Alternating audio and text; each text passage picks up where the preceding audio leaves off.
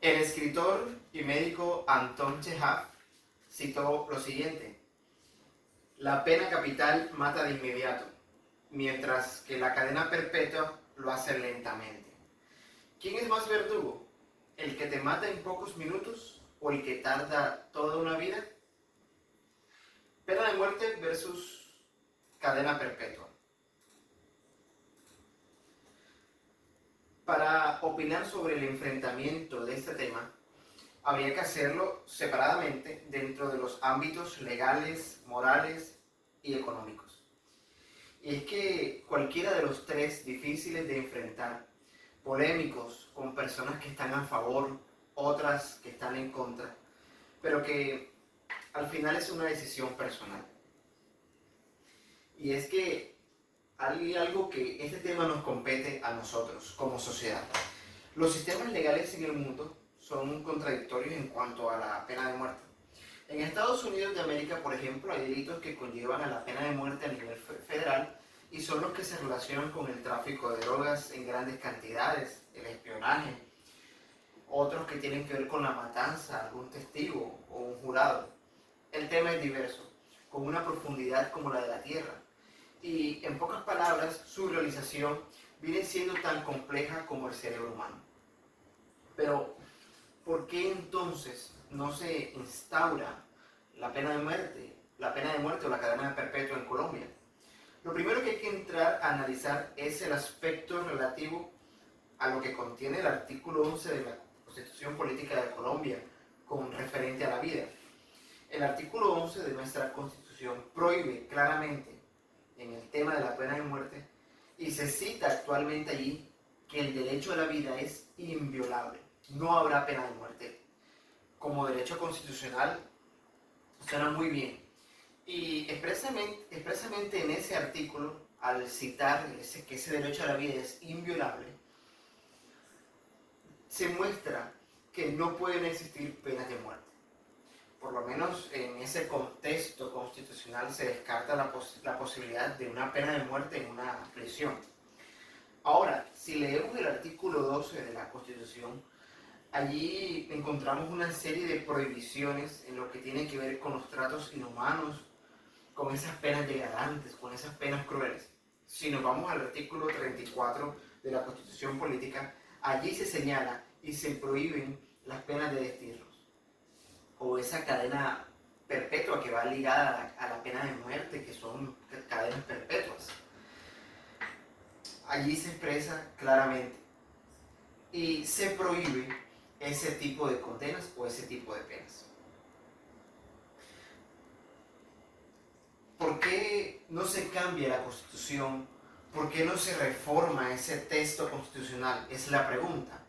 Y se soluciona entonces el problema y se impone la cadena perpetua o la pena de muerte.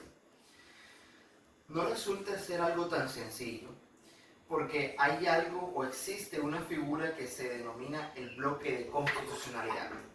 El bloque de constitucionalidad está compuesto por aquellas normas y principios que, sin aparecer formalmente en el artículo del texto constitucional, son utilizadas como parámetros de control de constitucionalidad de leyes.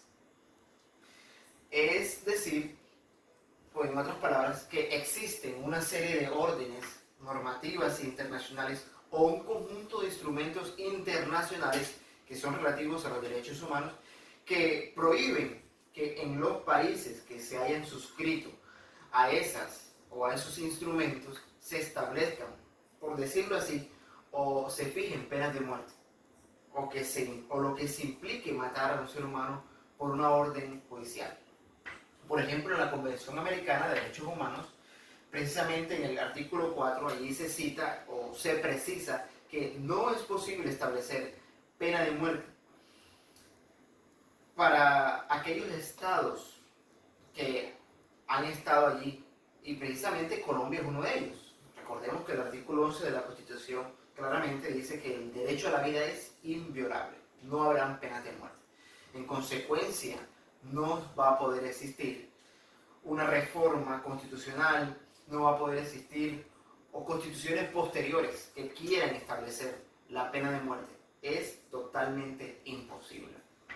En Colombia La pena máxima es de 60 años de cárcel, que son casi una cadena perpetua, porque una condena de 60 años podría significar una sentencia de muerte bastante camuflada, dependiendo de la edad del condenado.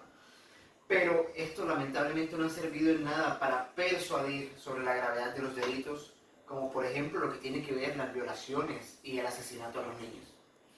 Si hablamos del punto de vista económicos, pregúntese, ¿cuánto le cuenta al Estado mantener un individuo en Colombia que es penalizado con 60 años de cárcel?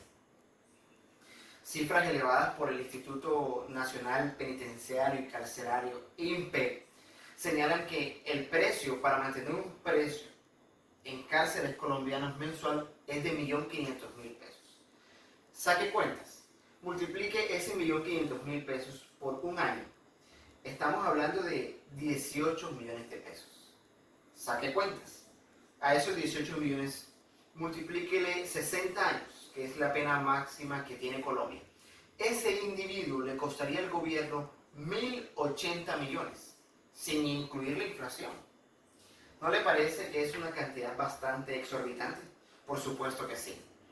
Y es que no importa el lenguaje que se utilice, si utilizamos un lenguaje religioso, económico o un lenguaje jurídico, como pertenecientes a un estrato socioeconómico, tenemos que afrontar que ciertos actos criminales, como los que se cometen contra la niñez, definitivamente requieren de un discernimiento mucho más allá del pensamiento rutinario de la vida. Podemos decir que no importa que no podamos conocer, hay que conocer los límites del derecho penal y pensar que debe haber políticas más integrales que incluyan en otras medidas prevenciones para poder evitar este tipo de crímenes como el de acceso carnal violento a un menor de edad.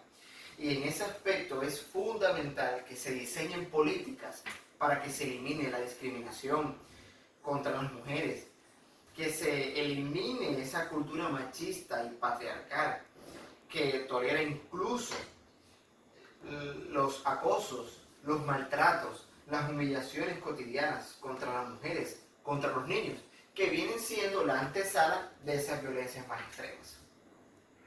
Los investigadores han recomendado que para prevenir este tipo de cosas se haga un seguimiento a esas familias vulnerables, así como una mayor inversión destinada a la educación sexual, un reconocimiento del comportamiento que puedan ser una señal de abusos sexuales.